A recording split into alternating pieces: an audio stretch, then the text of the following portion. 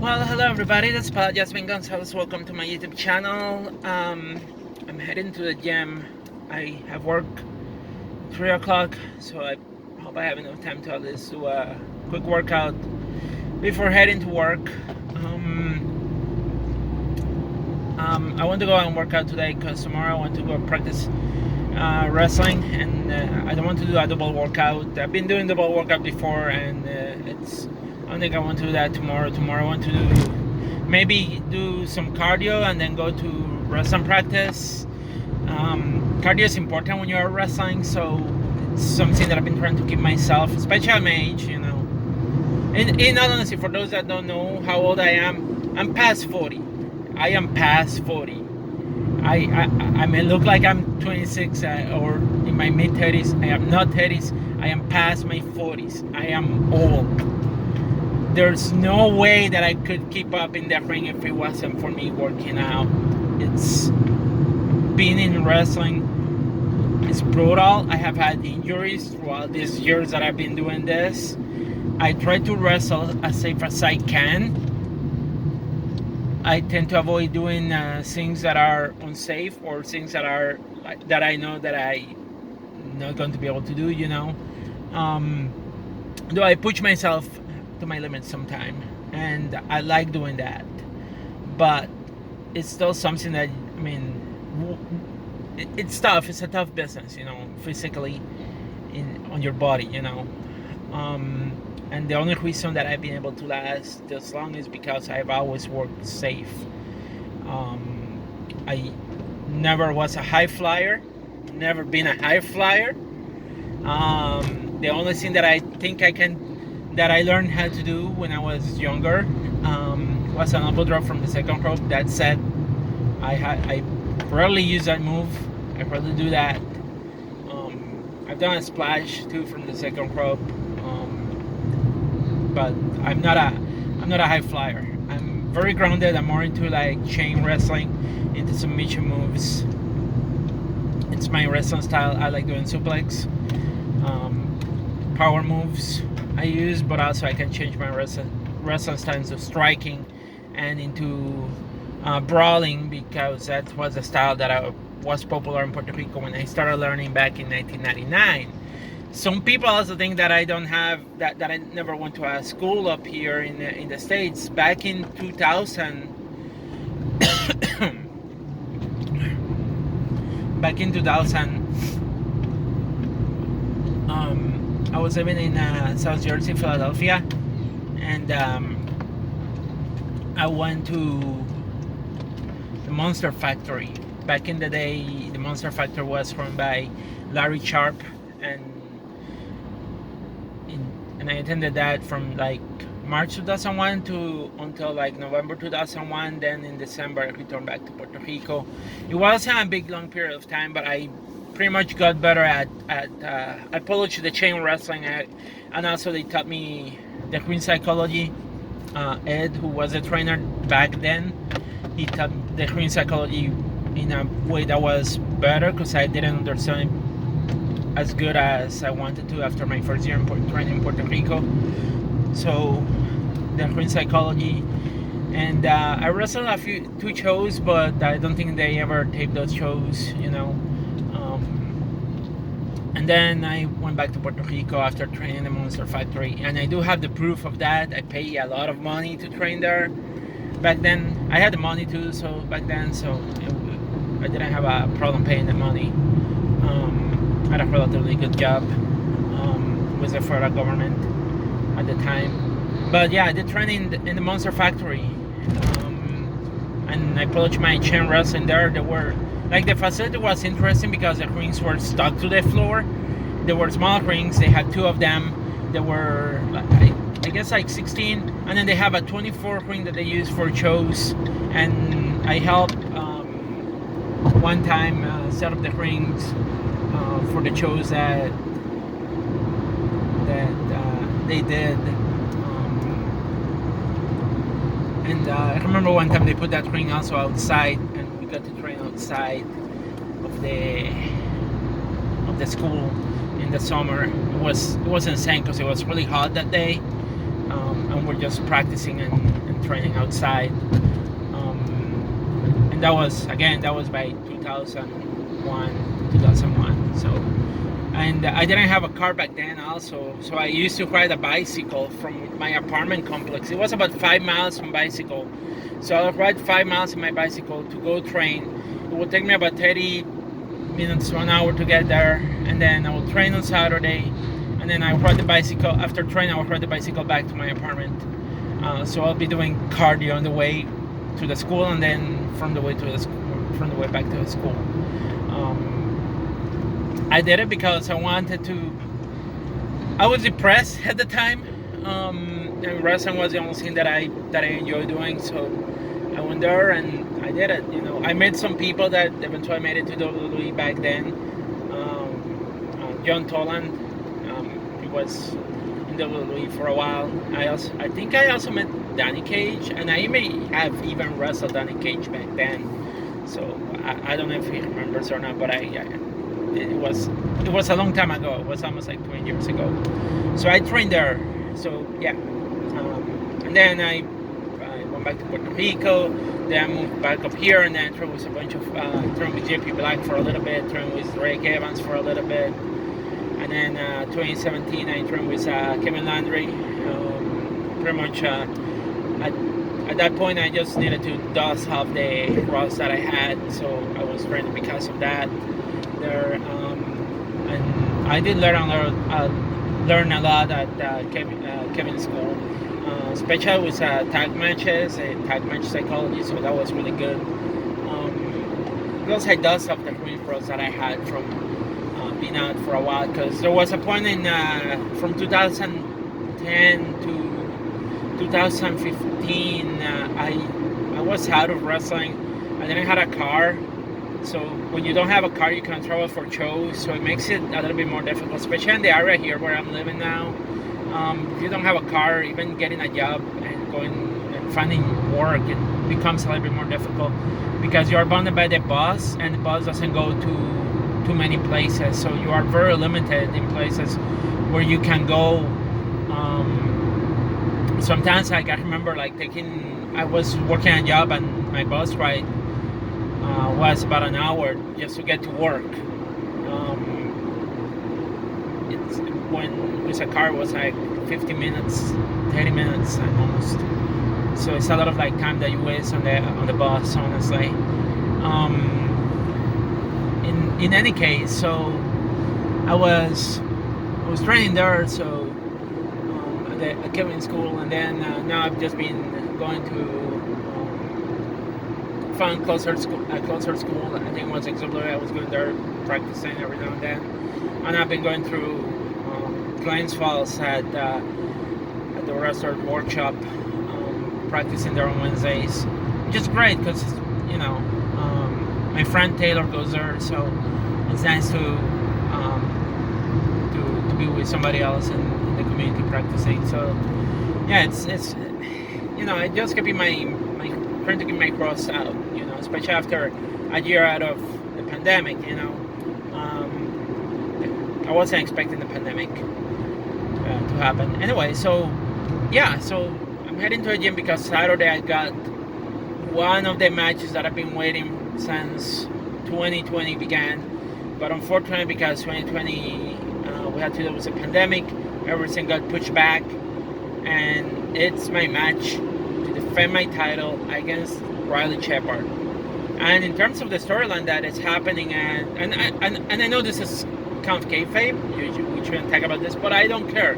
I'm old enough, I already understand the business. The business is about creating stories. So if you don't want to hear anything, put this video on pause, turn it off, bye-bye. Thank you for watching up until now. If you want to continue listen, thank you for listening. So now, this, in terms of the storyline, Riley Shepard was the first women's champion. She couldn't keep the belt because she got injured on the match that she won the title. So the title has to be put back on hold. Then there was a triple threat match that happened in one of the shows at the Clinton Arena. I was involved in that. Corey Mink was involved in that match too, and Kate Carnage was also involved in the match. Corey Mink won the title.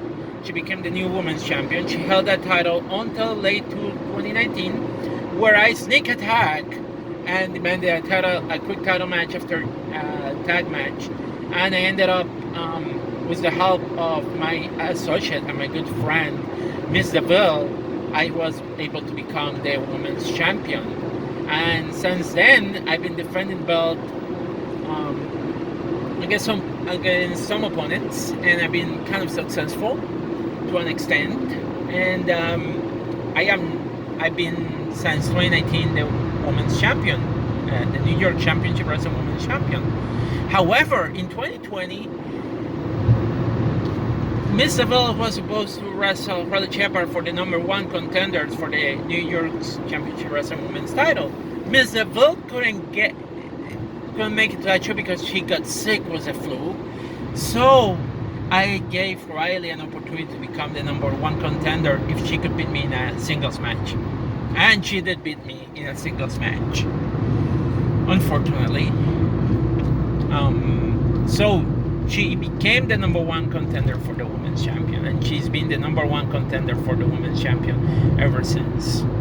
Because of that, I have decided that I'm going to give her an opportunity for the title coming up this Saturday, and I push management to make this match. But I would love this match to be a three-queen circus match. And if you don't know what a three-queen circus match is, oh, don't worry, you will have to watch the video. Maybe I'll make a promo before the show, so that way you all know what a three-queen circus match is. But I don't know if management is going to accept that to make the match a three-queen circus match, even though I've been wanting it to be a three-queen circus match. But whether it's a three-queen circus match or if it's just a singles match, that's fine by me. I will do what I can to keep my title and continue being the longest reigning women's champion in New York Championship Wrestling history. Yeah, that's what the plan is for Saturday.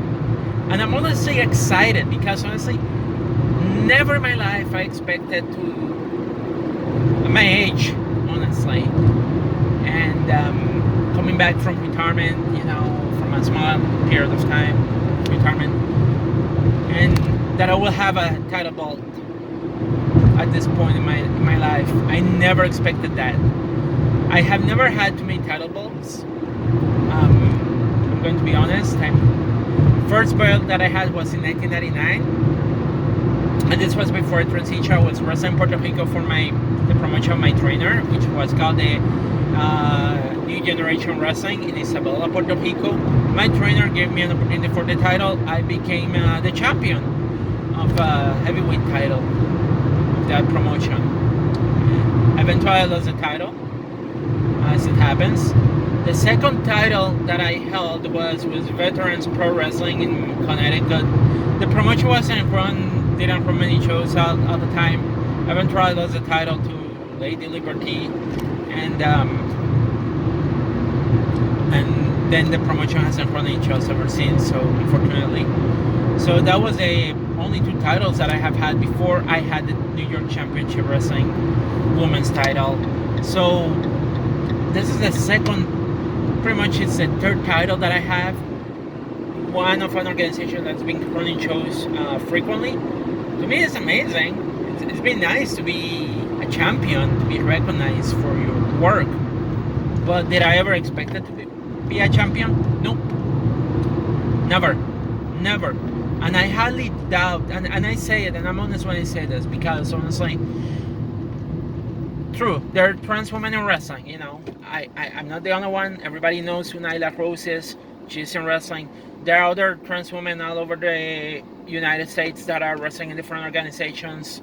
Not necessarily in New York, but we do exist. We do wrestle for different promotions. Mariah Moreno, she's in California, and there are others out there. We do exist. And I will say it, not, especially for me, because my experience is different from everybody else, and everybody else will have different experience, not everybody's the same. I'm a big woman. I am I'm probably butch. I'm big. I'm really big. I sometimes wrestle guys that are tinier than me. You know, I'm big. I still have some of my muscle mass that I had before I transitioned. You know, and I still like to lift weights like crazy. So like I have kept most of my muscle mass. So I never imagined that I was going to be champion, in all honesty. And to me, getting the opportunity that I got at New York Championship Wrestling, it means a lot, because finding bookings, getting opportunities, sometimes it's not easy in this business, you know. And also finding the one thing that I like about what's been happening at New York Championship Wrestling is we have a good storyline. I've been seeing attacking also Riley Shepard. Yeah, because I'm a heel. I'm the villain of the story. So I've been attacking Riley Shepard with my whip. So we have a good storyline here. Fans know, and I don't know if you're a fan or not, I'm just here, but they know that I've been attacking, doing things to make Riley's life miserable, you know. One show last year at Grand Prix, where we had a tag intergender tournament, you know, the miserable one was the Madness of Trip. I had my associate, Lucio Tola, choking Riley with my whip. 2 shows ago, I ended up attacking Riley with my whip, you know. So things been very, very tense between both of us, and this Saturday is going to end in a blast, and either I will still be the champion, or she's going to be the new champion, which will be the Cinderella story if she does, you know. Oh, she got hurt, couldn't keep the title belt, and now she came back and she got her title back. That would be a great Cinderella story, and that's what wrestling is all about, you know. So whatever happens Saturday, it's going to happen Saturday, but either way, it's going to be fantastic, and I'm glad that I got the opportunity to be part of it. I'm really glad that I got the opportunity to be part of it.